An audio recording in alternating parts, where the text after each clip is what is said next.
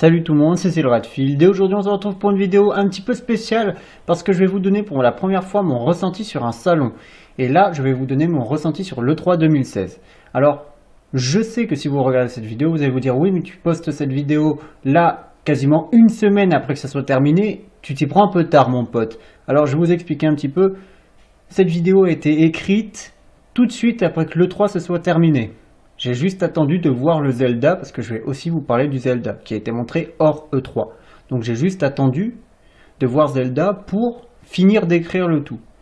Mais, le problème c'est que cette semaine j'ai eu beaucoup de travail et du coup, j'ai pas eu beaucoup de temps pour m'occuper de mes vidéos. Donc je ne peux la tourner que maintenant, vendredi. Donc voilà, quasiment une semaine après la fin de l'E3. Mais en plus de ça, ce qu'il faut prendre en compte, c'est que j'ai écrit 2 tests cette semaine, qui me manquent plus qu'à tourner. Donc forcément, j'ai pas eu beaucoup de temps pour faire des vidéos, parce que j'ai passé beaucoup de temps à préparer des vidéos, dont celle-ci. C'est pourquoi je ne vous fais cette vidéo que maintenant.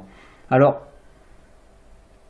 avant tout, je tiens à vous préciser aussi une chose, c'est que lorsque je fais un de mes tests, vous voyez, j'essaye d'être objectif, tout en gardant une part de subjectivité. C'est-à-dire que j'essaye de m'appuyer sur des qualités et des défauts qui sont concrets, qui sont réels, qui existent.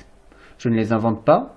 Mais ce qu'il faut prendre en compte, en fait, c'est qu'il y a une part de subjectivité. Parce que, en fonction de mon vécu, de mes attentes, de mes craintes, en fonction de mon rapport avec ce jeu et du fait que je me sois amusé ou non, forcément, je vais davantage passer l'éponge sur certains défauts, tout en les énonçant, et au contraire me concentrer sur d'autres défauts, alors que d'autres vont passer l'éponge dessus.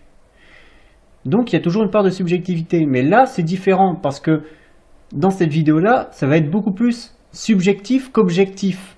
Parce que finalement, ce qui fait qu'on aime ou non un salon, ça dépend de nos attentes, de notre rapport avec ce salon, et surtout, de la manière dont on considère ce salon. Vous voyez ce que je veux dire? Par exemple, quelqu'un qui se dit l'E3 c'est un truc de malade, il faut qu'il y ait des annonces de malade. Si on lui annonce pas des trucs de malade, forcément il va être déçu. Alors que quelqu'un qui veut juste des annonces, des surprises et du gameplay, il va considérer cette E3 2016 différemment, forcément. Donc c'est pour ça que je vous explique que ça va être purement subjectif. L'histoire de connecter un petit peu cette vidéo sur l'E3 avec le contenu de l'E3, j'ai décidé de faire cette vidéo sur Watch Dogs. Alors, j'ai beaucoup hésité. Au début, je me suis dit, je vais vous montrer du FF15. Puis ensuite, je me suis dit, je vais faire ça sur Resident Evil Umbrella Corps. Et puis, au bout de 5 minutes, j'ai dit non, parce que c'est pourri. Le jeu est pas très bon, donc du coup, je vais pas vous faire cette vidéo là-dessus. Puis finalement, je me suis dit, bon, je vais faire sur Watch Dogs, parce que c'est un très bon jeu. En plus de ça, il est fun. Il est agréable. Il est joli. Et puis, je m'amuse dessus, quoi. Donc forcément, j'ai envie de dire, tout est là. La connexion avec l'E3 est là. Le fait que je m'amuse est là aussi. Donc, je vais faire là-dessus. Je vais commencer une nouvelle partie avec le personnage principal. Donc évidemment, ça va spoiler le début du jeu si vous n'avez pas fait Watch Dogs. Donc je tenais à vous le préciser. Oui, je confirme. Donc, avant de commencer par rentrer dans l'E3, si je puis dire, je vais vous parler des jeux qui ont été annoncés avant l'E3 et qui ont été creusés à travers des trailers ou des séquences de gameplay pendant l'E3, mais pas forcément pendant les conférences. C'est-à-dire Deus Ex par exemple, Manking Divided, il a été annoncé il y a un moment et on l'a pas vu pendant les conférences, ou sinon c'est que j'ai loupé ce passage, j'ai dû m'endormir. Mais il y a quand même eu du contenu, des bandes annonces, des trailers, des séquences de gameplay, des trucs comme ça, mais pas pendant les conférences. Donc vous voyez, j'ai parlé un petit peu de ce que j'ai ressenti pendant l'E3 sur ce Deus Ex et sur plein d'autres jeux. Alors ce qu'il faut savoir en fait, c'est qu'il y a des jeux pour le moment qui m'intéressent beaucoup. Deus Ex Manking Divided et Mafia 3. Alors je ne pense pas honnêtement que ces deux jeux seront de grands jeux, mais je pense que c'est des bons jeux. Ou en tout cas, ils ont un certain potentiel. Mafia 3 a l'air d'avoir une bande-son du tonnerre. Il a l'air d'y avoir une bonne ambiance. Le personnage principal, moi, je le trouve assez charismatique, donc je suis assez confiant. Donc c'est vrai que Mafia 3, je pense que ça sera un jeu, lorsqu'il sera à 30 ou 40 euros, peut-être moins, je l'achèterai. Parce qu'il a l'air fun, agréable. J'espère juste qu'il y aura plus de contenu que dans Mafia 2. Parce que Mafia 2, en dehors des missions principales, t'avais juste rien à faire. Deus Ex, alors, j'ai pas fini Human Revolution, il faut que je le finisse. D'ailleurs, j'ai tout le mois de juillet en fait pour me décider, est-ce que je vais prendre Deus Ex au mois d'août ou pas? Parce que si je vous prends le prochain au mois d'août, il faut que je finisse Human Revolution avant et que je vous fasse le test. Donc il faut vraiment que je me décide vite là. Mais c'est un jeu qui m'intéresse, il a l'air d'être dans la continuité du premier. Adam Jensen en plus, c'est un personnage que j'aime beaucoup. Il me fait un petit peu penser à Hugh Jackman, je trouve. Mais Hugh Jackman qui aurait perdu un petit peu de poids, vous voyez, qui aurait pas mal séché. Mais il me fait un peu penser à Hugh Jackman, je trouve, je sais pas si c'est moi qui bug, mais non, j'aime beaucoup ce personnage, j'aime beaucoup l'univers de Deus Ex Human Revolution. J'ai pas fait l'autre avant, donc je peux pas parler de la saga, mais je peux parler de Human Revolution, et j'ai beaucoup aimé Human Revolution. Donc le fait que Monkey Divided soit la suite de Human Revolution, moi ça m'intéresse, et c'est vrai que c'est un jeu, je sais pas si je vais l'acheter quand il va sortir, j'y réfléchis encore, mais en tout cas c'est un jeu qui m'intéresse. Parce que le premier, même si je l'ai pas fini, le peu que j'en ai fait, c'était quand même vachement sympa et vachement bien et très agréable, donc je pense que cette suite sera dans la continuité du premier, et ça c'est cool. Après il y a des jeux qui ont été aussi annoncés un peu avant et creusés pendant le 3 qui, pour le moment, et je dis bien pour le moment, ne m'intéressent pas ou peu. Alors j'ai parlé du prochain Call of Duty, Infinite Warfare, qui moi pour le moment ne m'intéresse pas beaucoup. Je suis désolé, mais je suis pas du tout hypé. Gwent, le jeu de cartes de The Witcher, qui m'intéresse pas du tout, parce que déjà j'aime pas ce jeu de cartes dans The Witcher, alors si c'est pour avoir un jeu complet là-dessus, c'est pas la peine. Nayer, qui m'intéresse pas. Alors je sais pas pourquoi, parce que tout le monde me dit c'est génial, c'est génial. Oui, ben c'est génial, mais moi ça m'intéresse pas, désolé. Nioh, alors Nioh ça m'intéresse déjà un peu plus, mais j'ai pas la hype, vous voyez, pour le moment je me dis peut-être quand il sera à 20 €, mais j'ai pas envie d'y jouer. Alors il y a une démo sur le PSN, peut-être que je la téléchargerai, peut-être que je la découvrirai d'ailleurs en vidéo, je ne sais pas, mais si jamais elle est bien, ça peut augmenter ma hype. Pour le moment, elle est faible, mais elle est quand même présente.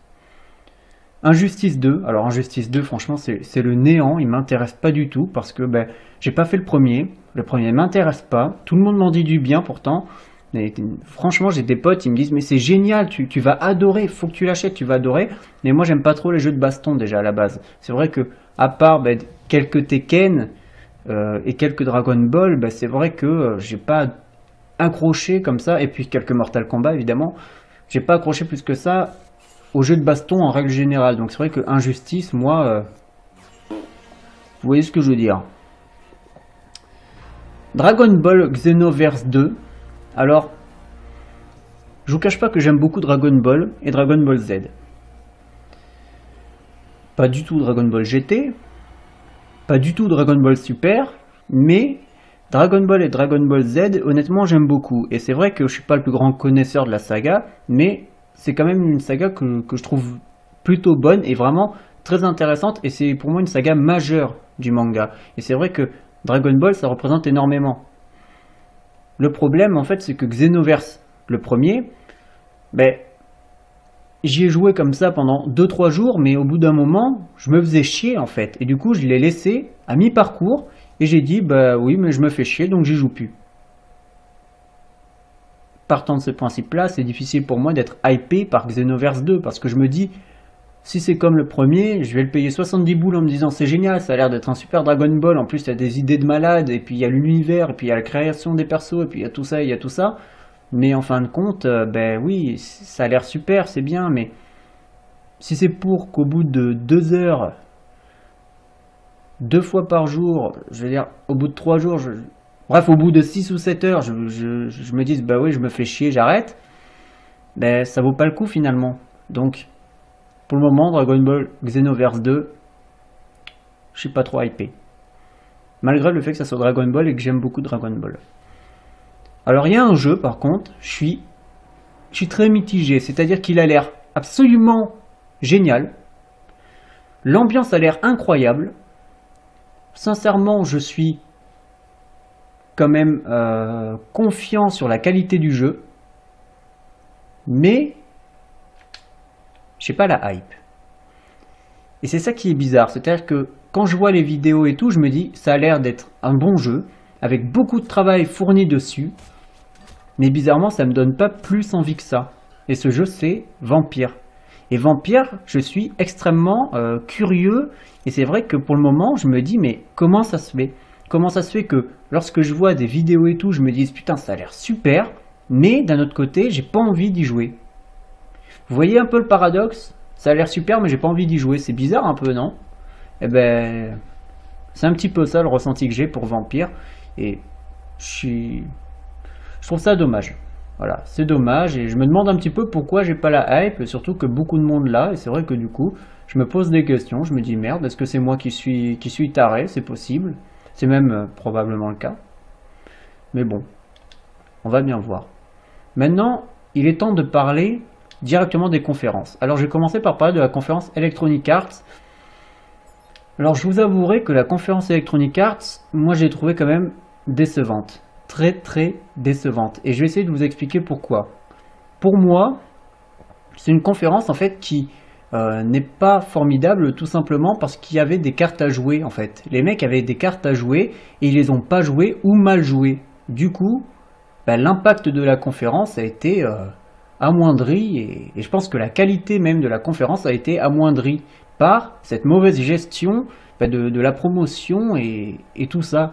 C'est-à-dire que déjà, ce qu'il faut savoir, c'est que les jeux, la FIFA 17, Madden 17 et Titanfall 2, ils m'intéressent pas du tout. Mais vraiment pas du tout, même pas un petit peu. Donc, honnêtement, déjà ça passe à la trappe. Battlefield, le prochain, c'est un jeu qui m'intéresse, qui pique ma curiosité. Les deux trailers sont vraiment très bons, ils mettent en avant une campagne très ambitieuse, ça a l'air joli, ça a l'air agréable à regarder. Je me dis, si c'est comme les précédents, ça devrait être agréable à jouer aussi. Donc je me dis, Battlefield 1, il a tout pour me hyper. Le problème, c'est que à cette E3 là, les mecs, ils t'ont montré que du gameplay multijoueur, pas de gameplay solo. Donc déjà, pour moi, il y a un problème, parce que le jeu, il sort quand même en octobre. Il serait peut-être temps de nous donner envie, parce que des trailers sur le solo, c'est bien, mais c'est pas ça qui rend le solo de qualité. Parce que les trailers solo de Battlefield 3, ils étaient bons aussi, mais le solo, il était pourri. Donc, si c'est pareil pour Battlefield 1, moi, sérieux, ça va vite me gonfler. Et c'est vrai que pour moi, le plus important, c'est le solo. Et le multi, c'est un énorme plus, surtout dans un Battlefield. Donc c'est vrai que j'attends vraiment une campagne solo énorme, ambitieuse, longue, jouissive, avec un multi excellent. Et c'est vrai que pour le moment, on t'a montré beaucoup de multi, mais on n'a pas montré de solo. Et du coup, je me dis, soit on se fout un peu de ta gueule avec les trailers, soit ils veulent vraiment rien montrer pour que tu profites à mort de la campagne et que tu dises ça va être génial, mais que quand tu vas y jouer. Alors je sais pas, c'est à double tranchant. En tout cas, pour moi, Battlefield 1, tant qu'ils ne m'auront pas montré du solo, c'est mort. Je veux dire, je l'achète pas. Sincèrement, s'il faut, j'attendrai qu'il sorte et de voir des vidéos dessus, mais je peux vous assurer qu'il est hors de question que j'investisse dans ce jeu si je me dis pas il a l'air super, il a l'air génial. Et le solo a l'air d'être à la hauteur de mes attentes. Donc, voilà. Je sais qu'il y en a beaucoup qui attendent ce jeu et qui pensent qu'il va être formidable. Moi, je vous avoue que j'ai quelques doutes. C'est vrai que s'il m'avait montré du solo, je serais peut-être un petit peu plus hypé. Pour le moment, ce n'est pas le cas et c'est dommage. Mais maintenant, parlons pour moi des plus gros problèmes de la conférence. Et les gros problèmes, en fait, c'est tout simplement le fait que pour moi, les mecs, ils avaient deux cartes à jouer. La première, Star Wars. Et Star Wars, en fait, c'est un jeu qui est attendu, notamment par moi. Pourquoi? Parce que l'univers, déjà, c'est Star Wars, donc forcément, je veux dire, il y a l'univers qui va avec, les personnages, le background et tout, donc ça c'est génial.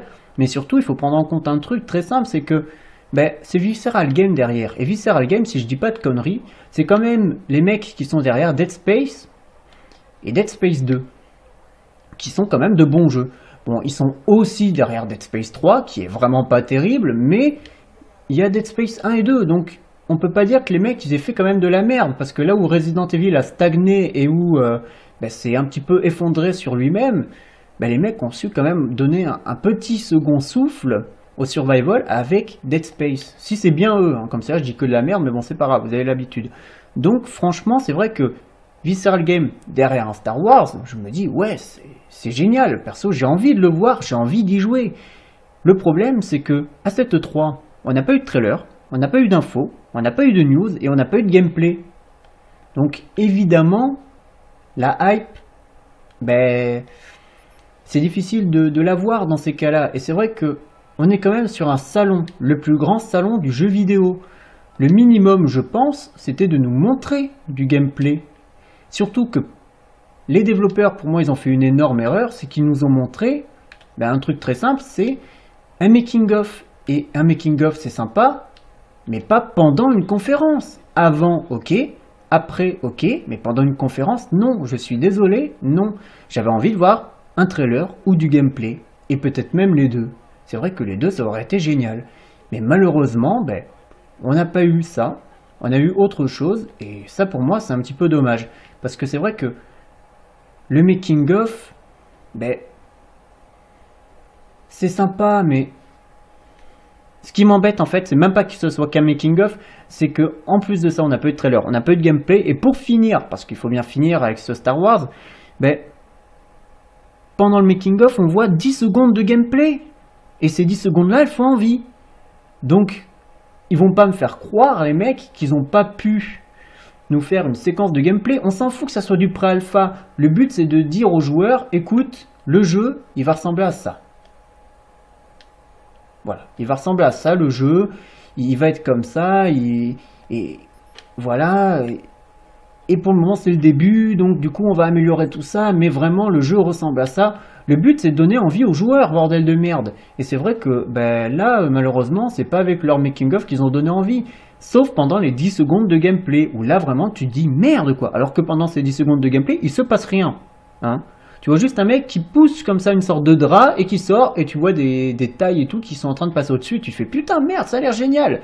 Mais malheureusement, pas de gameplay, que dalle, pas de trailer, rien du tout, va te faire foutre, t'as un making of et puis on se reparle dans 6 mois. Donc forcément, déception à ce niveau-là. Pour moi, c'était une carte à jouer et ils l'ont mal joué. Et ça, c'est dommage.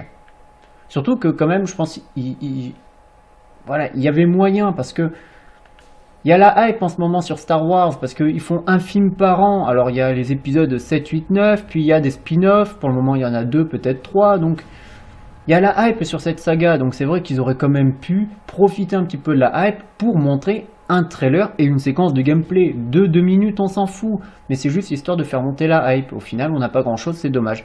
Mais pour moi le plus grave, mais vraiment le plus grave, c'est Mass Effect. Mass Effect, sérieux, mais j'étais dégoûté, vous imaginez même pas à quel point, parce que c'est quand même un jeu qui est attendu par de nombreuses personnes, moi compris. J'ai adoré les 3 premiers. Je vous cache pas que je suis particulièrement hypé par cet Andromeda. Le peu qui a été montré, ça donne extrêmement envie.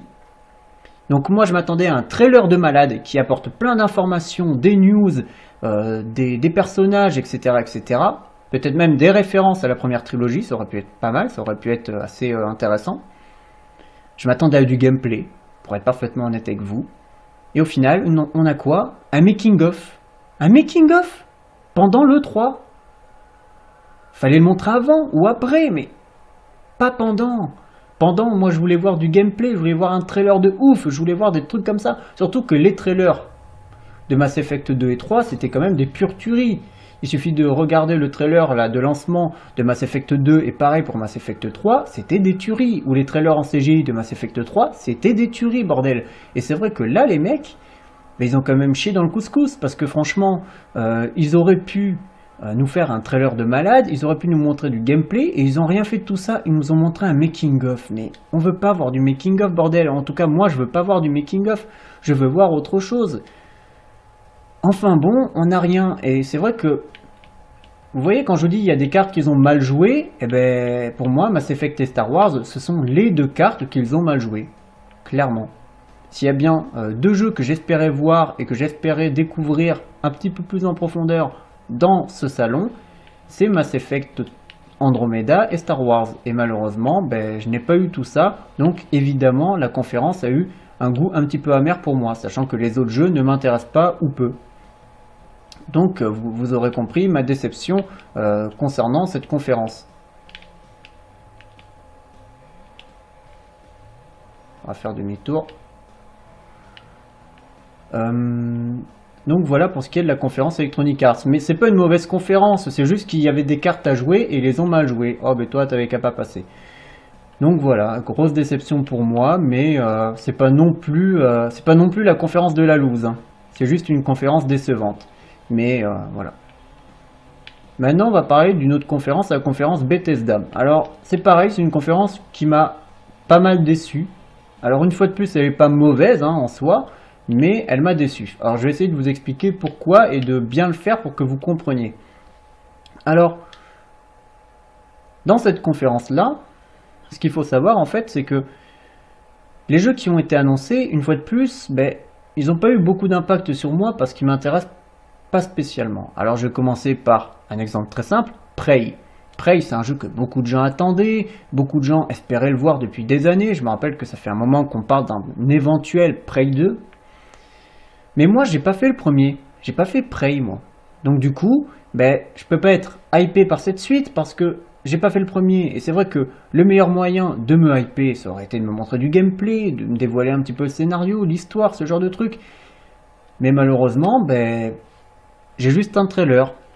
Alors il est bon hein, le trailer, hein. Je dis pas le contraire, il est bon, il est sympa, il est énigmatique un peu avec le mec avec son œil rouge là, c'est bizarre, mais vous avouerez que pour hyper quelqu'un qui n'a pas fait le premier, c'est pas le top. Peut-être que ceux qui ont fait le premier se sont dit putain ça a l'air génial, mais moi pour ma part, ben, j'ai pas eu ce ressenti là. Donc c'est vraiment pour ça que je vous précise que je n'ai pas fait le premier, et voilà, c'est tout. Quake maintenant. Alors Quake, bon. Ce qui me dérange, ben, c'est qu'il soit sur PC. Hein, c'est voilà, c'est tout. Ce qui me dérange, c'est qu'il soit sur PC. Il aurait été annoncé sur n'importe quelle console de salon, même la Wii U, j'aurais été content. Mais malheureusement, il a annoncé que sur PC. Je ne joue pas sur PC, donc je ne vous cache pas que la déception, une fois de plus, est énorme à ce niveau-là.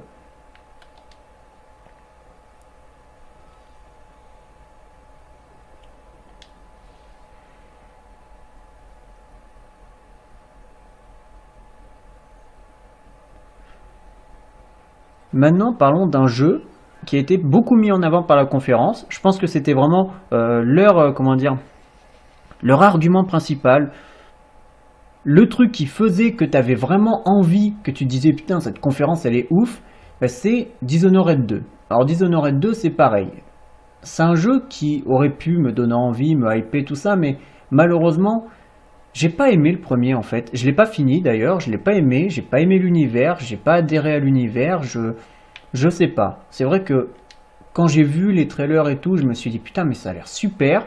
Et c'est vrai que j'avais acheté Dishonored 2 à l'époque et je me suis dit bah oui ça a l'air super, ça a l'air. Mais moi perso je m'amuse pas. Donc voilà, c'est sûr que si je m'amuse pas sur un jeu, ben j'en garde pas un très très bon souvenir. Et forcément, derrière, ben, ça va être plus difficile pour moi d'attendre la suite, sachant que j'ai pas adhéré au premier opus. Donc voilà, Dishonored 2, ils ont beaucoup mis l'accent dessus, mais pour ma part, ce n'est pas un jeu que j'attends, ce n'est pas un jeu qui me hype, parce que le premier, je n'ai pas adhéré à l'univers et à tout ce qu'il a proposé. Donc forcément, l'hype pour le deuxième ne peut pas être présente.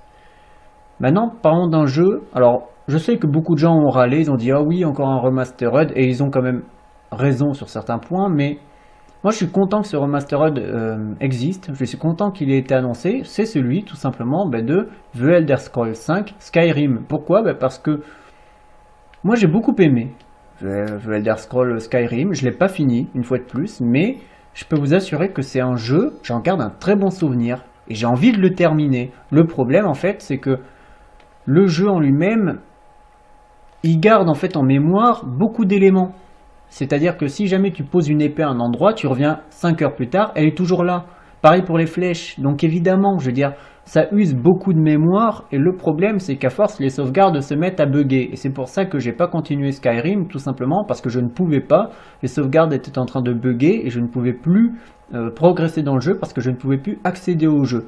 Donc, je pense que ces problèmes-là seront résolus dans la version PS4 One de The Elder Scrolls 5 Skyrim. Je l'espère en tout cas. Et c'est vrai que le fait de pouvoir continuer Skyrim, mais avec des graphismes un petit peu plus beaux, un petit peu plus décents et une optimisation meilleure, et je l'espère, des bugs diminué ou carrément supprimé, eh bien c'est quelque chose qui moi m'intéresse, et c'est vrai qu'en attendant The Elder Scrolls 6, dont j'ignore le titre, parce que beaucoup de gens pensent en fait que ça sera Skyrim 2, mais c'est pas possible.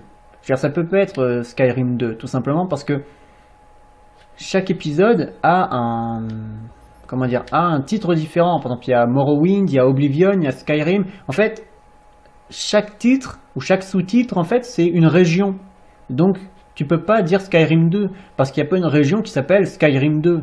Donc, forcément, je veux dire, le prochain jeu, ça sera autre chose. Ça sera, je sais pas moi, je sais pas. Voilà, je sais pas, j'ai pas d'idée. Mais en tout cas, ça sera autre chose. Ça, c'est une certitude. Ça ne peut pas être Skyrim 2. Donc, en attendant The Elder Scrolls 6, putain, j'ai eu du mal à le dire, avec un titre qui aura probablement une différence flagrante par rapport à l'épisode sorti juste avant, donc Skyrim. Je crois que ça veut rien dire cette phrase, non?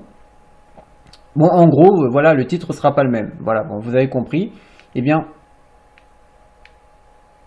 en attendant la sortie de The Elder Scrolls 6, eh ben, ça peut être sympa, je pense, de refaire The Elder Scrolls 5 avec des graphismes décents. Donc, en attendant, moi, je suis plutôt content de pouvoir refaire ce jeu-là avec des graphismes optimisés. Donc, pour ma part, l'annonce du remastered de The Elder Scrolls, c'est plutôt une bonne nouvelle, et c'est vrai que bon, moi je suis plein qui râle, mais moi je suis content. À ce niveau-là, j'ai rien à dire.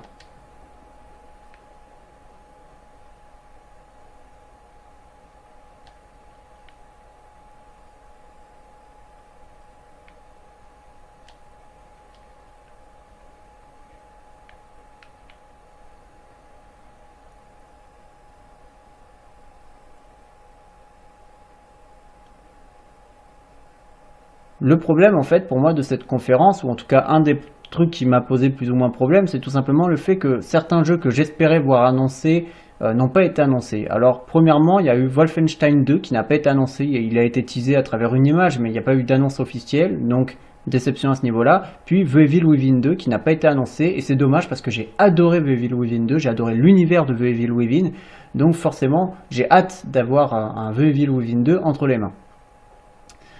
Donc la conférence Bethesda, je trouve qu'elle était voilà, elle est décevante parce que j'ai pas eu ce que j'attendais, mais c'est pas une mauvaise conférence pour autant. Maintenant, parlons de la conférence Microsoft. Alors, une fois de plus, j'ai trouvé que c'était décevant, mais que c'était pas mauvais en soi. Il y a eu des jeux qui ont été annoncés qui m'intéressent pas du tout. Alors pour des raisons diverses et variées, Halo Wars ça m'intéresse pas parce que c'est pas mon style de jeu tout simplement. Dead Rising 4, c'est vrai que j'ai fait le troisième et honnêtement je me suis amusé 5-6 heures, mais après je me suis un peu fait chier, j'ai trouvé ça très répétitif et un peu lourd. Donc du coup Dead Rising 4 je m'en fous un peu, surtout que bon, Frank West, moi je m'en branle, hein, c'est pas un personnage que j'apprécie plus que ça. Limite je préfère Chuck Green, pour être parfaitement honnête avec vous. Donc c'est vrai que le fait que Dead Rising 4 ait pour héros Frank West, moi je m'en fous, et puis vu mon expérience de jeu sur le troisième, je suis pas plus excité ça par un quatrième opus. Alors ils ont quand même annoncé beaucoup de choses qui sont concrètes. Ils ont annoncé une Xbox One Slim, qui apparemment ne sera pas plus puissante que la One actuelle, donc c'est simplement une version plus petite, donc ça c'est bien.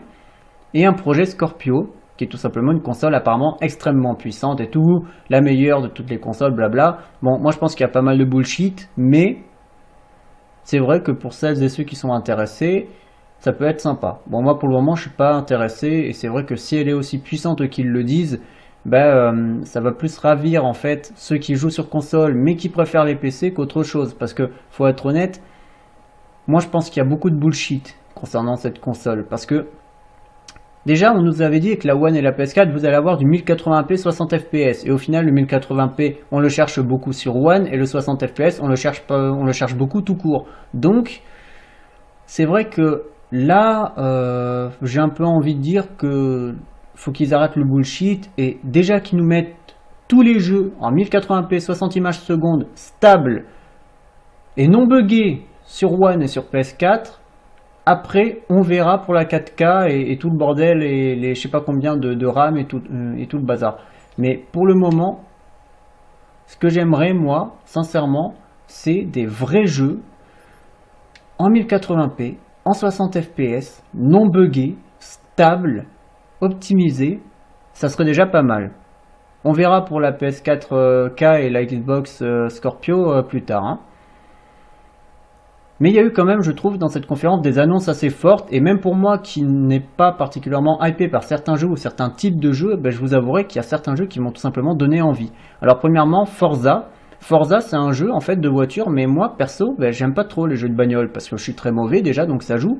Mais en plus de ça, c'est un jeu que j'ai trouvé, ben, le peu que qu'ils m'ont montré, j'ai trouvé ça intéressant en fait. J'étais intrigué, j'ai fait mais putain, peut-être que j'achèterai ce jeu. Alors que c'est un jeu de bagnole et que moi j'aime pas trop les jeux de bagnole parce que je suis mauvais comme un cochon. Donc, je vous avouerai que là, je me dis ouais, il y a moyen, je pense, de faire quelque chose et de le faire bien. Forza m'intéresse. Je ne vous dis pas que je l'achèterai parce que c'est probablement pas le cas, mais en tout cas c'est un jeu qui m'intéresse et j'attends d'en voir plus. Maintenant, une fois de plus, je vais parler des ratés. Parce qu'il y a eu, à mon sens, beaucoup de ratés dans cette conférence qui ont, une fois de plus, réduit la qualité de la conférence. Et tout simplement, Final Fantasy XV et Gears of War en sont des exemples flagrants. Final Fantasy, ils ont pris une séquence de gameplay qui est, oui, très impressionnante, avec l'espèce de titan, qui a des espèces de cristaux dans l'œil et tout. Je me suis dit, putain, c'est quand même vachement impressionnant, c'est génial. Mais le problème, c'est que c'est bordélique, on comprend rien du tout, et je me suis dit, je regarde quoi là? C'est un combat de boss, c'est une pré-alpha, c'est quoi? Et c'est un problème, parce qu'à l'E3, on est censé faire sensation, on est censé montrer des trucs forts, des trucs qui donnent envie. Et moi, vous m'excuserez, mais ma hype pour Final Fantasy XV commence à monter de plus en plus, et c'est vrai que là, cette séquence de gameplay, bah, moi, elle a un petit peu réduit le tout, quoi. Je me suis dit, oui, non, mais là, non, c'est juste pas possible, hein, les mecs. Hein. C'est montrer ça à un salon de jeux vidéo devant des millions de personnes, que dis-je, des milliards, et même des dizaines de milliards. C'est pas possible. C'est-à-dire que quand même, les fans là, ils vont gueuler. Moi, je suis pas un fan déjà, et je trouve ça abusé de montrer cette séquence-là, mais alors franchement, les fans, je pense que là, ils ont dû tirer la gueule, hein, sur certains points. Parce que c'était pas très lisible et on savait pas trop ce qui se passait. Donc vraiment, déjà c'est un raté. Mais pour moi le pire c'est la fin de Gears of War 4. Parce que Gears of War 4 en fait, je trouve que toute la première partie elle est très bien. Je veux dire, on voit vraiment ce que ça va donner techniquement, on voit quelques nouveautés assez intéressantes, les effets météo, des nouvelles armes, dont d'ailleurs une me fait penser à Dead Space. Donc sincèrement, je veux dire, c'est quand même pas mal du tout. Et je me dis, oui, franchement, les mecs, putain, ils sont en train de me donner encore plus envie pour Gears of War 4. Le problème, en fait, pour moi, c'est la fin. C'est-à-dire que la fin, pour moi, elle est mal choisie, elle est mal gérée, elle est mal foutue. Et franchement, je trouve même qu'elle est dégueulasse. Parce que quand on fait une vidéo comme ça, aussi bonne, une séquence de gameplay aussi bien choisie, tout saccagé avec la fin, moi, ça me dégoûte. Et je vais vous expliquer en fait ce qui me dérange dans cette fin. Alors, ce qu'il faut prendre en compte, c'est que moi, je considère que ce qui avait été montré avant, donc vous savez, la séquence de gameplay où on découvre l'ombre, comme ça, on voit l'ombre, et puis on découvre comme ça le personnage principal qui sort de l'ombre, ensuite on le suit, puis on voit des tempêtes et des effets météo, puis ensuite les nouveaux ennemis, puis l'ennemi te saute dessus, et ça coupe à ce moment-là. Il y a un impact, ça se finit sur un cliffhanger de ouf. Tu te dis, putain, il va mourir, est-ce qu'il y a un finish, est-ce qu'il est gore, est-ce qu'on va le sauver? Tu vois, sur le coup, tu travailles en tant que joueur, ton cerveau travaille, tu te dis, putain, il y a un impact. Et là, dans cet extrait-là, malheureusement, cette année, ils ont raté la fin. Parce que, déjà, ils n'ont pas coupé au bon moment. Mais en plus de ça, ils ont rajouté un petit bonus qui, certes, fait très plaisir, mais malheureusement, qui n'aurait pas dû être là, parce que ça a tout simplement gâché la surprise. Une fois de plus, c'est comme dans beaucoup de jeux et beaucoup de films, le matériel promotionnel te gâche une partie du contenu de ce que tu vas voir ou de ce que tu vas jouer. Et ça, c'est dommage. Parce que la fin, en fait, ce qui me dérange, déjà dans un premier temps, c'est le fait que le boss apparaît et tu te dis « Oh putain, le boss c'est énorme et tout », et moi je m'attendais à ce que ça coupe à ce moment-là. Ou que le combat soit visible. Et le problème, en fait, c'est que le boss sort, ça coupe, et ensuite ça te montre ce qu'il y a après. Donc ton personnage apparemment qui est un petit peu abîmé, puis la fille qui vient lui parler, tout ça, et puis on voit ce que voit le personnage, on est en vue première personne, et moi je me dis mais merde, on me montre pas le combat, on me coupe pas quand le boss sort de la cachette, on me montre ce qui se passe après le combat, j'ai pas envie de voir ça, moi j'ai envie soit de voir le combat, soit de voir une chute intéressante, importante, avec un impact, comme l'année dernière, et on n'a pas eu ça, et ça m'a déçu, et surtout, le pire pour moi, c'est vraiment le spoil de fin. Mais vraiment le spoil de fin. C'est-à-dire que le fait que un personnage ait été annoncé comme étant de retour dans cette suite, c'est bien. C'est très bien. Mais je pense qu'il y avait moyen de le teaser à travers une voix. Je pense qu'à la fin de l'extrait, il fallait tout simplement mettre le titre et en mettant peut-être juste un mot ou une phrase ou un prénom prononcé par ce personnage-là. Et du coup, ceux qui n'ont pas fait le jeu en VO, qui ne savent pas qui est le doubleur officiel de ce personnage-là en VO, ben, n'auraient pas pu comprendre en fait la référence et n'auraient pas pu se dire putain ce mec-là va être dans Gears of War 4. Là au final, on nous montre clairement sa gueule, on nous dit il va être là, voilà sa tronche. Même si on se doute, ou en tout cas on pense qu'il va pas être jouable, ben, on nous a quand même gâché une partie de la surprise et ça perso je trouve que c'est vraiment dommage. Ils auraient mieux fait de nous teaser le truc ou de ne rien nous teaser du tout plutôt que de nous le montrer concrètement, parce que franchement à quelques mois de la sortie ça fout quand même les boules de savoir que certains personnages vont être présents, en tout cas que ce personnage va être présent dans le prochain opus de la saga Gears of War, même si c'est un personnage forcément que j'aime beaucoup et tout hein, comme tout le monde, mais je voulais pas, voilà, je voulais la surprise et au final j'ai pas la surprise. Donc voilà, je pense qu'il y a quelques ratés sur des licences fortes comme Final Fantasy ou Gears of War qui ont un petit peu réduit pour moi la qualité de cette conférence, mais globalement ça reste quand même bon, même si je suis déçu, mais une fois de plus c'est complètement subjectif, je tiens à le rappeler. Maintenant parlons de la conférence Ubisoft. Alors la conférence Ubisoft, c'est une conférence qui s'est fait quasiment unanimement cracher dessus, mais bon ça c'est quasiment tous les ans pareil, hein, donc je pense que les pauvres ils doivent avoir l'habitude. Moi honnêtement je vous le dis, je trouve que c'est une conférence qui a remonté la qualité de cette E3. Voilà, ni plus ni moins. Quand elle s'est finie, je me suis dit, ils ont bien remonté la qualité de cette E3 parce qu'honnêtement j'ai trouvé que c'était vachement bien. Déjà les mecs ils arrivent, t'as de la musique, ils arrivent en dansant, avec des costumes et tout, et putain ça donne la pêche, ça donne le sourire. Je veux dire sur le coup je me suis dit merde, je veux dire je regarde un vrai spectacle là. Alors oui, c'est peut-être pas les attentes de tout le monde, c'est même pas les miennes pour un salon de jeux vidéo, mais au moins, tu vois, c'est dynamique. Il y a de la pêche derrière, tu vois, il y a une volonté vraiment de faire quelque chose. T'as pas l'impression que tu regardes un truc plat et te faire chier. Non, non, tu te dis merde, ça a l'air pas mal. Je veux dire, les mecs, ils arrivent comme ça, dynamique et tout. Et moi qui aime pas du tout Just Dance, voir le jeu annoncé de cette manière, alors c'est tous les ans la même manière, d'accord, mais quand même, je veux dire, il y a un impact positif sur le joueur, je pense. Parce que moi, je me suis dit, putain, voilà, limite, ça me donnerait envie de jouer à Just Dance. Alors que, perso, c'est pas du tout le genre de jeu qui m'intéresse. Donc franchement, je trouve que leur intro, elle donne la pêche et j'avais envie d'en voir plus. Et puis les mecs, pour moi, ils ont fait exactement ce que j'attendais d'un E3. Gameplay, trailer, date de sortie pour Ghost Recon Wildlands. Poum, un jeu que j'attends beaucoup, on me donne tout ce que j'ai envie de voir. Gameplay, trailer, date de sortie. Déjà là, j'étais content. J'ai dit putain, les mecs, ils commencent fort.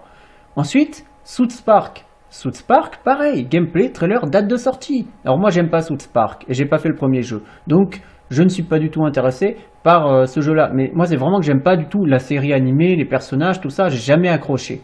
Donc vraiment, je pense que le jeu va davantage s'adresser aux fans de la série qu'aux gens qui connaissent pas. Et c'est vrai que moi, vu que j'aime pas, je vous cache pas que j'ai pas du tout été intéressé par ce South Park. Mais en tout cas, ceux qui sont intéressés et qui aiment South Park, là, ils ont de quoi se mettre sous la dent. Gameplay, trailer, date de sortie. Putain, c'est quand même le minimum dans un E3, les mecs. Et les mecs, ils l'ont fait. Alors oui, on peut râler sur certaines choses, mais là, honnêtement, les mecs, on peut pas dire qu'ils se sont foutus de la gueule du monde parce qu'ils ne l'ont pas fait, à mon sens. Bien au contraire, ils ont offert parfaitement ce qu'on attendait, en tout cas ce que j'attendais, et c'est vrai que sur ce point-là, ils ont fait du bon boulot. Ensuite, il y a eu toute une partie où ils ont parlé des jeux avec les casques de réalité machin là. Moi, je vous cache pas que c'est une technologie qui m'intéresse pas du tout. Déjà, je pense que la 3D au cinéma et dans le jeu vidéo, c'est quelque chose qui a été mal exploité. Il y a quasiment pas de jeux ou de films qui ont bien exploité la 3D. Et au final, elle a une mauvaise réputation aujourd'hui. Alors que quand c'est très bien fait, une bonne 3D, c'est très agréable. Franchement, c'est très agréable. Mais vu que ça a été très mal fait sur quasiment tout ce qui a été proposé aujourd'hui, jeu comme film, ben la 3D a une mauvaise réputation. Et je me dis, si juste avec la 3D, les mecs, ils n'ont pas réussi à faire quelque chose de génial, je veux dire, mais je parle pas de eux en particulier, je parle de tout le monde. Hein. Ben, comment est-ce que là, les gens, ils vont faire pour utiliser les casques de réalité machin et t'immerger dans des jeux qui soient de qualité, parce qu'il ne faut pas que ça soit juste des démos, il faut que ça soit des jeux de qualité avec un intérêt et que le casque soit utile dedans.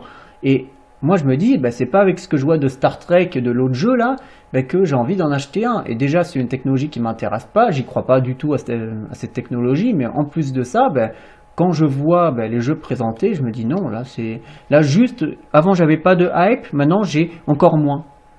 Donc vraiment les casques et les jeux VR, moi je suis pas du tout intéressé, je vous le cache pas. Pour moi c'est un gadget qui va être, je pense, très mal exploité. Les mecs ils vont faire ça pendant un moment, ça va les éclater, puis au bout d'un moment ils vont se dire oui mais bon on n'a plus d'idées, on va faire des portages à la con de jeux classiques sur VR et puis voilà. Et puis au final je pense que ça va pas être terrible, ça va pas être mieux que ça et c'est dommage.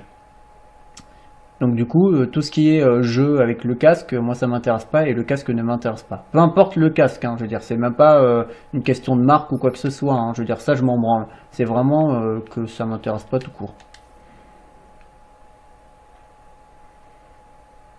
Et les mecs, après ce petit ventre mou, j'ai envie de dire, ils ont repris du poil de la bête. Trailer, gameplay, date de sortie, For Honor. Et là t'apprends qu'il y a les vikings, les chevaliers, les samouraïs. Tu te dis putain c'est intéressant, putain c'est intriguant. Le gameplay il a l'air exigeant mais pas trop. Une sorte de mélange entre les Souls et du beat'em all classique. Et tu te dis putain mais qu'est-ce qu'ils ont fait là? C'est quoi ce truc? Mais au final, ce truc là, ben, ça donne envie. Ça donne envie bordel. Et c'est ça le truc, c'est que moi j'ai eu envie d'y jouer à For Honor. Et je me suis dit putain mais ça a l'air bon. Moi j'ai envie d'y jouer. Et je me dis déjà, si ça continue à me donner envie, je pense sincèrement que je vais l'acheter. Et honnêtement, j'y crois. Moi, ce jeu, j'y crois. For Honor, je pense que ça peut être une des surprises de l'année prochaine. Donc, une fois de plus, point positif. Vous voyez, Ghost Recon, For Honor, déjà, il te montre deux trucs. Moi, ça m'a donné envie. Donc forcément, je veux dire, derrière, pour moi, cette conférence, elle a eu un impact plus que positif.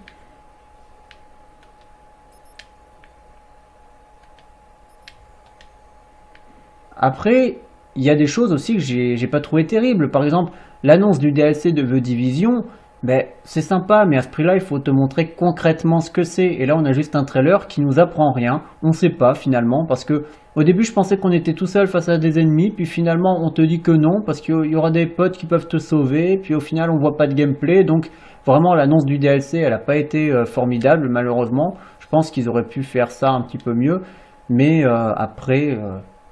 Je vous avouerai que je m'en fous un petit peu aussi de ce DLC. Voilà, j'ai le Season Pass, je vais probablement faire ce qu'il y a dedans, mais je suis pas plus que ça hypé par les bonus et tout. Le jeu me suffit amplement. Moi, je l'ai quasiment fini et je m'amuse bien dessus encore. Et c'est vrai que bon, les DLC, à moins qu'ils soient vraiment intéressants, je pense pas que je vais m'attarder dessus. Donc, pas de bol pour The Division.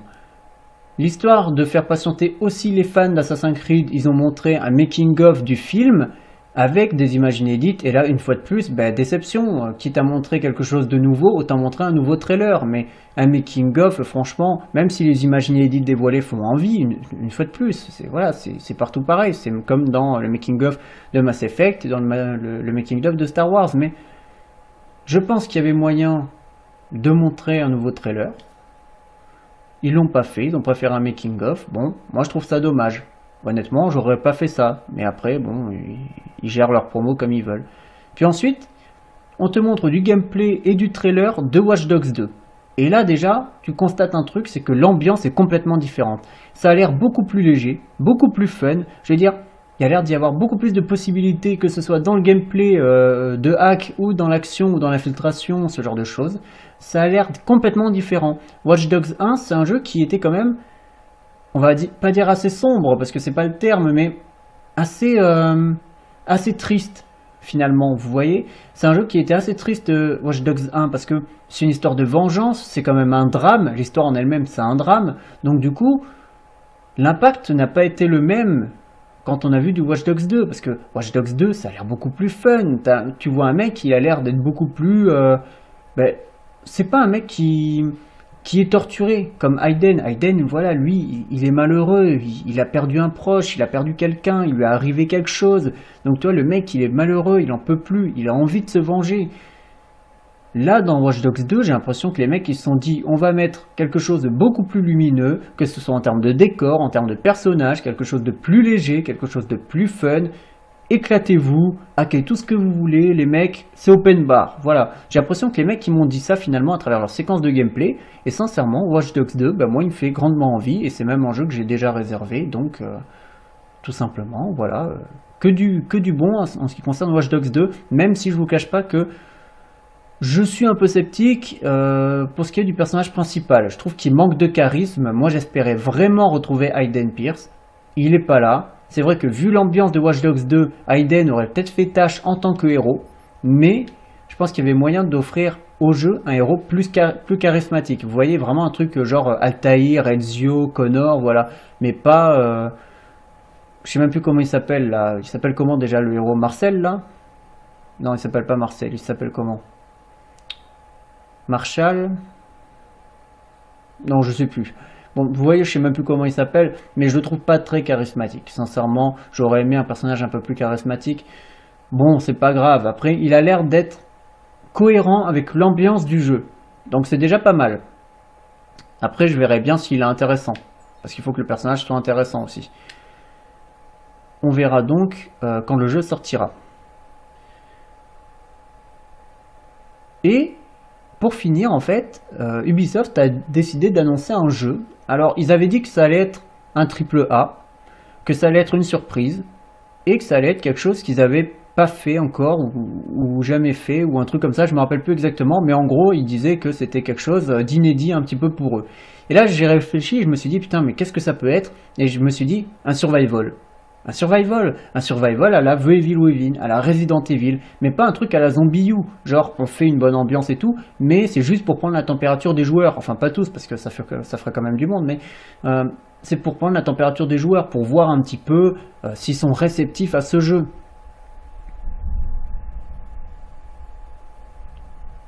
Là, il commence à faire orage, donc j'ai un peu les... Je suis pas serein parce que j'ai peur que tout se coupe d'un coup, en fait, pour être parfaitement honnête, mais bon. Je me suis dit, ouais, je pense qu'ils vont faire un survival. Honnêtement, j'étais parti là-dedans, moi. Et c'est vrai que là, ils annoncent quoi? Ils annoncent Type, un jeu en open world, mais un jeu de sport. Tu peux faire du ski, du snowboard, du wing chut et plein d'autres choses. Il y a des courses, il y a des records à battre, il y a des balades à faire, et puis ça peut être en vue à la première personne, ça peut être en vue à la troisième personne, comme dans Battlefront, là, dans Star Wars, tu peux jouer du coup de la manière que tu veux. Moi je me suis dit, putain, mais j'étais super étonné, j'ai pas été hypé, mais je suis très curieux, je suis vraiment très curieux, parce que je me suis dit, là honnêtement, les mecs ils m'étonnent. Je m'attendais pas, sincèrement, à ce que les mecs, ils annoncent ça. Et ils l'ont fait. Et c'est vrai que, passer la surprise, je me dis, une fois qu'ils auront dévoilé l'intérêt du jeu, parce que pour le moment, c'est le seul truc qui me fait vraiment me poser des questions, quel sera l'intérêt du jeu? Ben, je pense que c'est quand même, on va dire, un petit tour de force, parce que je me rends compte que les mecs, ils tentent des nouvelles choses, ils essayent des nouvelles choses, et ils restent pas que dans des suites, voilà. Ils ont dit, bah, écoutez, on va tenter des trucs, et ça marche, c'est bien, ça marche pas, tant pis, mais on y met de la passion, on y met de la volonté, et voilà, regardez, on essaye des trucs, voilà. Est-ce que vous allez aimer, est-ce que vous aimez pas, qu'est-ce que vous en pensez? Moi, je peux vous assurer, j'étais étonné, mais positivement, quand ils ont annoncé ce type. Donc vraiment, je suis intrigué, mais je suis pas encore hypé. Maintenant, passons à la conférence Sony, qui est pour moi de loin la meilleure. c'est une conférence qui représente tout ce que j'attends d'un salon de l'E3. Déjà, le début, il est génial. Parce que j'étais devant mon écran, et puis j'entends une musique, comme ça et tout. Poum poum poum, poum poum poum. Je me dis, putain, mais c'est quoi ça? Ça me fait penser à God of War. Mais c'est pas une musique de God of War. Je me rappelle de la musique de God of War. Et que ce soit le 1, le 2, le 3, même si j'ai pas encore fini le 2. Mais je me rappelle que c'est pas une musique des épisodes, mais ça m'y fait penser. Et je pensais que c'était un moyen pour les développeurs, vous voyez, moi, de teaser, en fait, God of War. De dire, on travaille dessus, mais on va rien vous montrer. Et en fin de compte, que dalle. Mais juste que dalle. Les mecs, non seulement ils ont décidé de te montrer clairement God of War, mais en plus de ça, c'est fait de manière excellente. Parce que, une fois que la musique est terminée, qu'est-ce qu'ils font? Ils te mettent une cutscene. Et puis tu dis, ah ouais, c'est une cutscene, putain, c'est quoi ce jeu? Puis ensuite, t'entends une voix comme ça. Puis, tu vois le gamin, il rentre dans la cabane et tout, tu dis, qu'est-ce qui se passe? Et puis, vous avez vu, je fais super bien le doute et tout, la question là, qu'est-ce qui se passe? Mais putain, Acteur Studio, oui, c'est moi. Ça rentre comme ça, le gamin il rentre, et puis t'entends cette voix, et puis tu vois le personnage qui sort de l'ombre, et là tu dis, putain, c'est Kratos.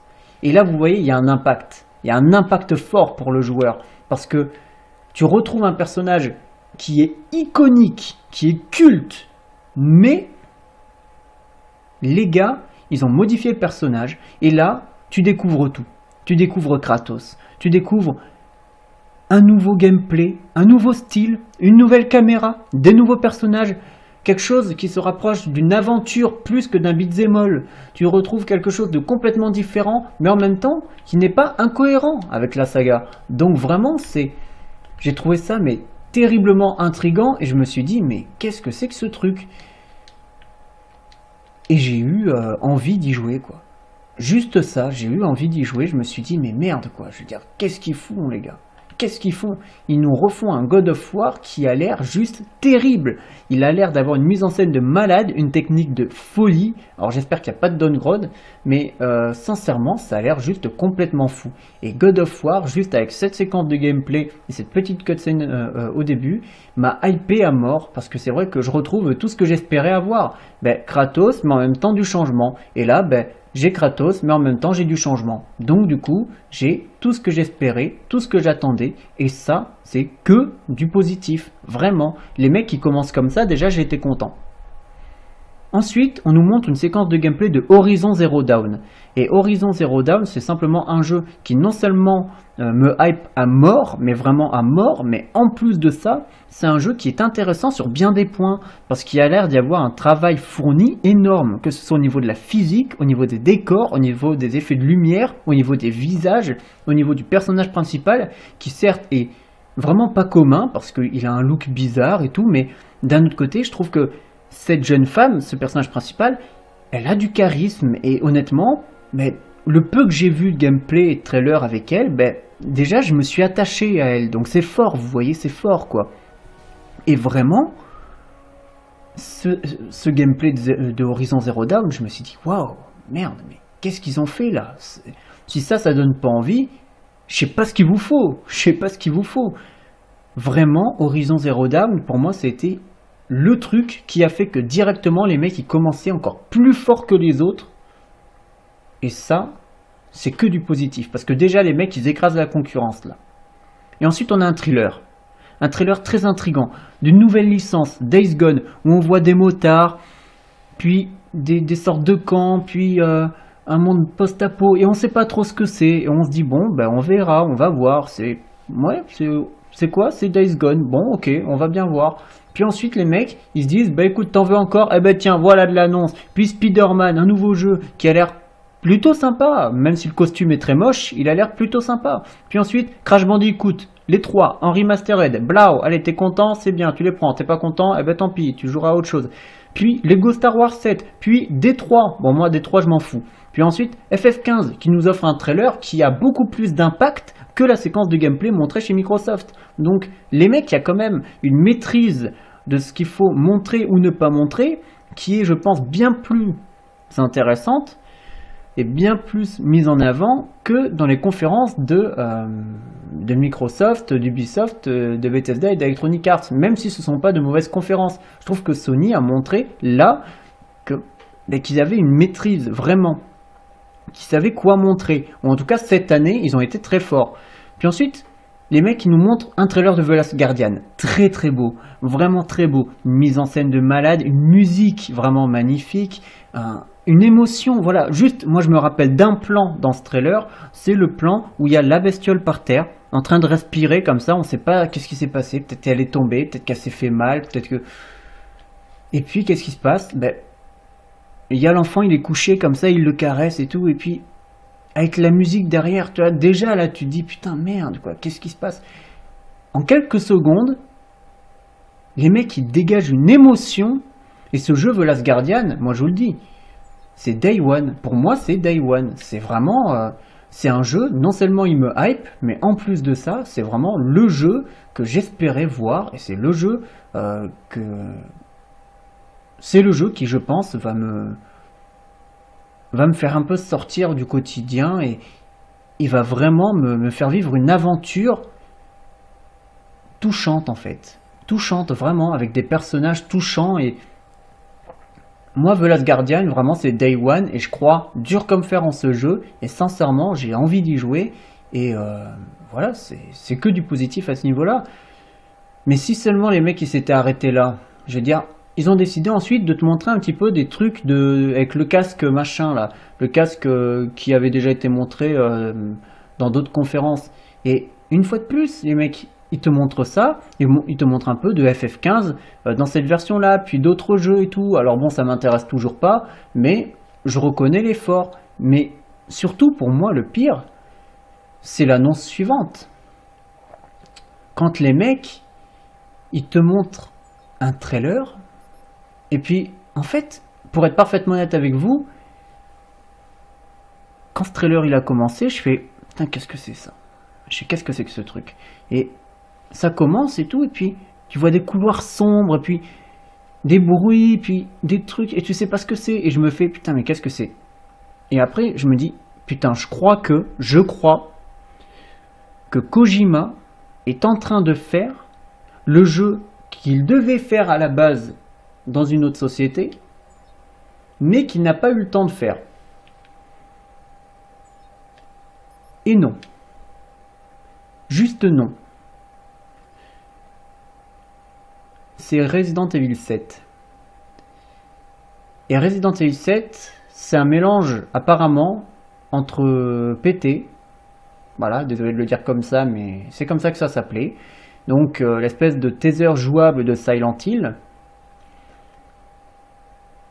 et c'est tout. Ça ressemble à PT et c'est tout. Et moi je me dis mais c'est pas Resident Evil. C'est pas Resident Evil. Alors oui c'est intriguant, oui j'ai envie d'en voir plus, mais pour moi c'est pas intéressant ce que je vois, c'est juste décevant. Je me dis bon d'accord, je veux dire c'est bien, vous me montrez ça, mais c'est pas du jeu. Dites-moi c'est pas du jeu. Et honnêtement, je peux vous assurer que j'ai croisé les doigts, je me suis dit, pourvu que ça ne soit pas du jeu, pourvu que le jeu ne soit pas en vue à la première personne, pourvu que ça soit juste un teaser qui ait été fait de cette manière pour qu'on pense que c'est le jeu, mais en vrai, que le jeu ne soit pas comme ça. Et malheureusement, le jeu sera en vue à la première personne, et ça on le sait, ça a été annoncé, Capcom l'a annoncé. Donc déjà, moi, une déception, on sort de la vue troisième personne, déjà c'est quelque chose qui moi m'a déçu, et j'ai pas été particulièrement hypé par ce que j'ai vu. Parce que le problème en fait, c'est que j'ai peur que Resident Evil 7, ça soit comme Resident Evil Révélation 1 et 2, et Resident Evil 6, la campagne de Léon. C'est-à-dire une succession de jumpscares, mais dans des couloirs un petit peu sombres, ou dans des endroits un petit peu glauques, des caves, des catacombes, des trucs comme ça. Et du coup, il y a des jumpscares, mais il n'y a pas d'ambiance. Et pour moi, un survival, c'est pas ça. Pour moi, un survival, c'est une ambiance. Et des jumpscares, déjà, ça me gonfle. Mais alors, des jumpscares dans des couloirs sombres, pour faire croire que c'est un survival, ça marche pas. Et on peut très bien mélanger l'action et le survival et faire un très bon survival d'action The Evil Within, l'a montré Resident Evil 4, l'a montré Dead Space 1 et 2, l'ont montré. Donc là les mecs, je veux dire, faire un jeu en vue à la première personne, c'est peut-être pas la meilleure façon de ressusciter votre saga, même si je pense que ce jeu sera à la fois une suite et un reboot. Parce qu'il faut prendre en compte le fait que beaucoup de gens pensent qu'une suite, c'est forcément après. Et qu'un reboot, ça gicle forcément ce qui a été fait avant. Et c'est pas le cas. Parce que ce qu'il faut prendre en compte, en fait, c'est qu'un reboot, ça peut très bien être une suite aussi. Alors je sais que ça peut paraître bizarre dit comme ça, mais c'est-à-dire qu'il faut prendre en compte le fait qu'il y a plusieurs types de reboots. Il y a les reboots qui reprennent tout à zéro. C'est-à-dire ceux qui disent « Ok, tout ce qui s'est passé avant n'existe pas, on recommence du début ». Et il y a les reboots qui disent « Écoute, nous, on ne fait pas table rase du passé, mais on recommence sur des bases saines. » Voilà. Et je pense par exemple que God of War sera un reboot. C'est-à-dire on recommence la saga, mais en même temps c'est une suite. C'est-à-dire si tu n'as pas fait God of War 1, 2 et 3 et les 2 épisodes PSP, c'est pas grave, tu peux commencer avec God of War 4 parce que c'est un reboot. On te représente, on te re-iconise le personnage. Mais c'est aussi une suite. Je veux dire, ça fait la continuité de l'histoire de Kratos. Donc, je pense que God of War sera un reboot autant qu'une suite. Et je pense que ce Resident Evil 7 sera à la fois un reboot et une suite. Et c'est ce que laisse suggérer son titre, dans lequel le 7 est incrusté en couleur dans le titre, dans le vil. En fait, le V et le I et le L, en lettres bâton, ça fait tout simplement 7. Donc, les mecs ont incrusté ça là-dedans. Vraiment, je pense que ça sera à la fois un reboot et une suite sur Resident Evil 7. Mais je vous cache pas que j'ai été extrêmement déçu pour le moment par l'annonce. Ça reste quand même ma saga vidéoludique favorite, hein, faut pas l'oublier. Donc, évidemment, j'attends le meilleur de cette saga, mais pour le moment, j'ai pas été séduit, voilà. Après, faut être honnête aussi, je l'achèterai parce que j'ai envie de le voir, j'ai envie d'y jouer, j'ai envie de savoir si ça va être bien. Pour moi, Resident Evil 7, c'est vraiment le Resident Evil de la dernière chance, parce que Resident Evil Révélation 2, c'est pas bien, Resident Evil 6, c'est moyen, le nouveau, là, Umbrella Corps, c'est pas bien. Donc vraiment, ça fait combien de temps que les mecs, vous nous avez pas pondu un vrai bon Resident Evil? Je suis désolé, mais moi, le dernier vrai bon Resident Evil que j'ai fait, oui, il fait peut-être polémique, oui, il y a des gens qui l'aiment pas, oui, c'est peut-être un jeu d'action, mais Resident Evil 5, je suis désolé, je me suis amusé dessus, c'est quand même un bon jeu, il y a beaucoup de travail qui a été fait dessus, ça se voit, c'est un jeu qui a été soigné, qui est maîtrisé. Alors oui, ça fait un petit peu remake du 4 sur certains points, je suis complètement d'accord, mais RE5, c'est un bon jeu, et je me suis éclaté dessus. Alors que RE6, Resident Evil Révélation 1 et 2 et Umbrella Corps, pour le moment, je me suis beaucoup moins amusé sur tous ces jeux-là réunis que sur Resident Evil 5. Et honnêtement, j'ai peur que Resident Evil 7, ce soit une succession de jumpscares dans des endroits glauques, j'ai peur qu'il n'y ait pas d'ambiance, j'ai peur vraiment que les mecs, ils aient mis la vue à la première personne tout simplement pour te faire gicler des zombies à la gueule, et j'ai peur qu'il n'y ait pas du tout la maîtrise qu'il y avait dans Resident Evil 1 et Resident Evil Rebirth. Et ça, c'est dommage, parce que même Resident Evil 4 avec une vue à la troisième personne en mode TPS, et ben sincèrement, c'est un jeu qui avait une ambiance de malade, Resident Evil 4. Et même Resident Evil 5, c'est un jeu qui est stressant. Il fait peut-être pas peur, mais il est stressant. Et moi, j'étais en tension constante quand j'ai fait RE5. Et pas que la première fois, hein, les fois suivantes aussi. Donc vraiment, je pense que le prochain Resident Evil va être pour moi déterminant. Ça va être le Resident Evil qui soit va me réconcilier avec la saga, soit va me fâcher définitivement avec la saga. Donc, je vais voir. J'essaye d'être optimiste, mais vraiment pour le moment je ne le suis pas. Ce qui peut vraiment augmenter la hype concernant RE7, c'est du gameplay. Parce que ce qu'il faut savoir, c'est que la démo qui est actuellement disponible sur le PlayStation Plus n'est pas une démo du jeu. C'est un teaser jouable en fin de compte, un peu comme la démo de PT. Donc, impossible de se faire un avis en ce qui concerne le gameplay du jeu. J'attends vraiment d'en voir plus en ce qui concerne le gameplay. Et j'attends peut-être d'en faire plus. Oula, ça commence à tonner là. Il est temps que cette vidéo se termine. Mais vraiment, pour le moment, je suis pas du tout confiant. Resident Evil 7, moi, c'est le jeu que je voulais voir, que j'espérais voir avec The Evil Within 2. Sauf que The Evil Within 2, il est pas là. ça me déçoit. Resident Evil 7, il est là, mais ça me déçoit quand même. Donc, voilà, pas de bol. Heureusement, ce qui a rattrapé le truc pour moi, c'est vraiment la fin avec l'annonce du nouveau Kojima, Death Stranding, un trailer très intriguant avec une musique magnifique. Puis, il y a beaucoup d'indices. Moi, je me pose beaucoup de questions sur ce jeu. Je me dis, quel type de jeu ça va être? Est-ce que ça va être un jeu? Et à force de regarder le trailer, en fait, j'ai plein d'idées qui me viennent. Par exemple, je me demande s'il n'y a pas en fait plusieurs mondes. Vous voyez, s'il n'y a pas des gens d'un monde, en fait, qui communiquent avec des gens d'un autre monde, ou s'il n'y a pas, par exemple, un personnage, donc celui de Norman Reedus, qui, tout simplement, en fait, a eu un enfant avec un personnage, et ce personnage-là est passé de l'autre côté. Alors l'autre côté, je sais pas ce que c'est, mais est passé de l'autre côté. Donc c'est pour ça qu'on verrait les traces de main apparaître, en fait, comme si elle cherchait à le guider, mais d'une autre zone, en fait, d'un autre monde peut-être même.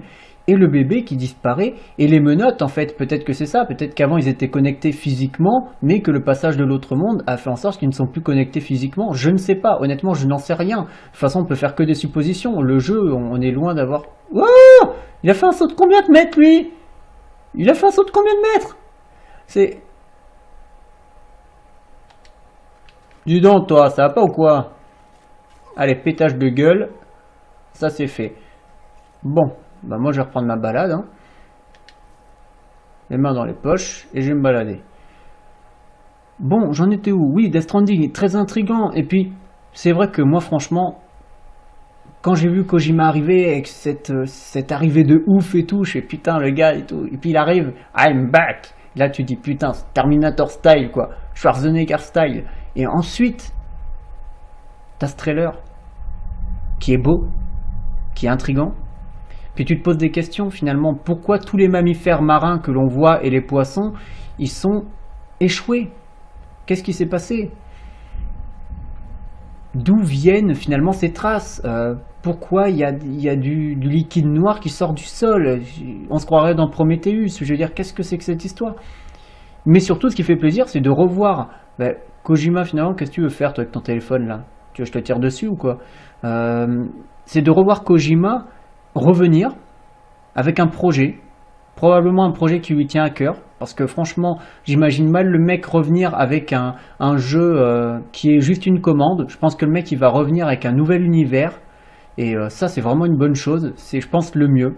Le mieux c'est ça. C'est que le mec il revienne avec un nouvel univers. Un jeu, même s'il est tout seul, même s'il n'y a jamais de suite, on s'en fout. C'est un jeu, il faut qu'il marque quoi. Il faut qu'on se dise le mec il est de retour et il n'est pas là pour se foutre de notre gueule. Il est vraiment là pour se donner à fond et pour nous offrir le meilleur. Donc vraiment, moi c'est ce que j'attends. Que le mec il nous donne le meilleur de lui-même et que l'équipe nous donne le meilleur d'elle-même. Donc vraiment c'est ce que j'attends et c'est ce que j'espère.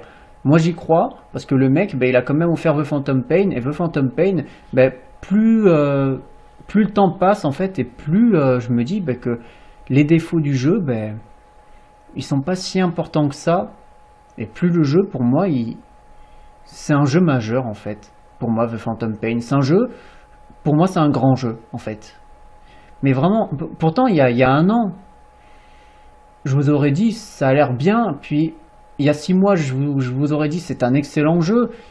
Mais là, pour moi, maintenant, je veux dire, plus le temps passe, en fait, plus ce jeu cogite dans ma mémoire. J'y pense souvent, même si j'y joue pas souvent, j'y pense souvent.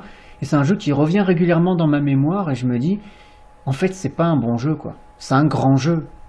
Et du coup, je me dis que Death Stranding a peut-être, dans son propre style, la chance d'être un grand jeu aussi.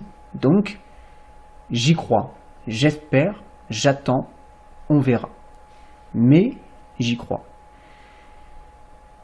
Et surtout, ce qui fait plaisir, il est peut-être temps que je finisse, c'est de voir Kojima revenir avec Norman Reedus en plus. Le mec qui devait incarner le héros du prochain Silent Hill, qui a été finalement annulé. Donc, Silent Hill s'était pété, hein, c'est pour faire la connexion pour ceux qui ne savent pas.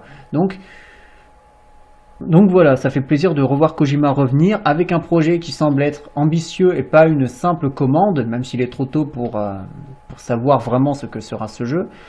Puis avec Norman Reedus, qui est quand même un putain d'acteur, il mérite son succès parce que vraiment c'est un acteur qui arrive à être à la fois intéressant, menaçant et en même temps il arrive à être énigmatique. Il a, je trouve, cette espèce de jeu constant, on sait jamais trop ce qu'il pense en fait.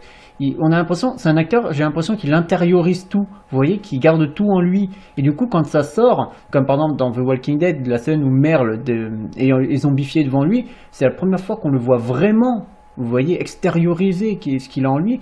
Et du coup, il y a un impact, parce qu'on se dit, putain, là, on voit vraiment que... On voit tout le talent du gars, quoi, je veux dire. Et il y a plein d'autres scènes comme ça, mais vraiment, cette scène m'a marqué. Et pareil, la scène où un autre personnage meurt, et après, Daryl, il a liquide, et puis porte le personnage comme ça dehors et tout. Le mec, il est vraiment bon, quoi. Donc, je pense qu'il mérite son succès, et sincèrement, ben, moi, j'espère que le gars, il va continuer sur sa lancée. Et pour finir, les mecs, ils ont fini fort, ils ont fini avec du gameplay de Days Gone, donc l'annonce faite un petit peu plus tôt. C'est un jeu qui a l'air d'avoir une ambiance particulière, un mélange entre The Last of Us avec son ambiance post-apo, The Walking Dead pour le côté motard, Daryl Dixon, etc. et World War Z pour ce qui est des vagues inarrêtables de zombies, une sorte de marée de créatures cannibales qui ne s'arrêtent jamais, des zombies qui ne font même pas que sprinter, t'as l'impression qu'ils sont encore plus rapides que des sprinters. Tu te dis mais merde quoi, qu'est-ce que c'est que ce truc? Sincèrement, Days Gone c'est un jeu qui après sa séquence de gameplay m'a vraiment intrigué et je pense que c'est un jeu qu'il faut surveiller et l'année prochaine ça peut être une fois de plus une bonne surprise, pourquoi pas, sachant qu'en plus de ça le personnage principal est incarné par Sam Witwer et Sam Witwer c'est quand même un bon acteur, c'est un mec qui avait prêté ses traits notamment aux héros de Star Wars le pouvoir de la Force 1 et 2, donc bon qui sont pas des excellents jeux mais qui sont quand même des bons jeux, surtout le premier. C'est aussi lui qui a joué dans quelques petits films, dans des rôles secondaires. Il avait joué notamment, si je dis pas de conneries, dans The Mist de Frank Darabont, où il jouait un soldat en fait qui finissait par se faire planter et il le mettait dehors en fait, et puis il se faisait choper par la bestiole et on savait pas ce qui lui arrivait, mais à mon avis c'était pas glorieux. Donc Sam Witwer c'est pareil, c'est un mec qui est assez talentueux. Il a joué aussi dans la série Smallville. C'est lui qui devient il devient Doomsday. Il devient Doomsday, voilà, j'allais dire Darkseid. Non, il devient Doomsday.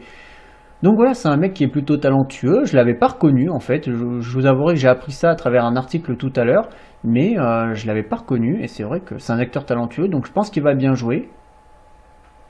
J'ai hâte d'en savoir plus. Donc voilà pour ce qui est de la conférence Sony. C'est une très bonne conférence, pour moi meilleure que les autres, qui ne sont pas mauvaises, mais qui sont inégales en termes de qualité. Puis pour terminer concrètement, je vais parler du nouveau Zelda qui, moi, me laisse perplexe. C'est-à-dire que, d'un côté, je salue toutes les nouveautés qui sont apportées, le monde ouvert, le craft, ce genre de trucs. Mais d'un autre côté, je me dis, est-ce que ça va rendre le jeu intéressant ? Pas seulement à jouer, mais aussi à vivre.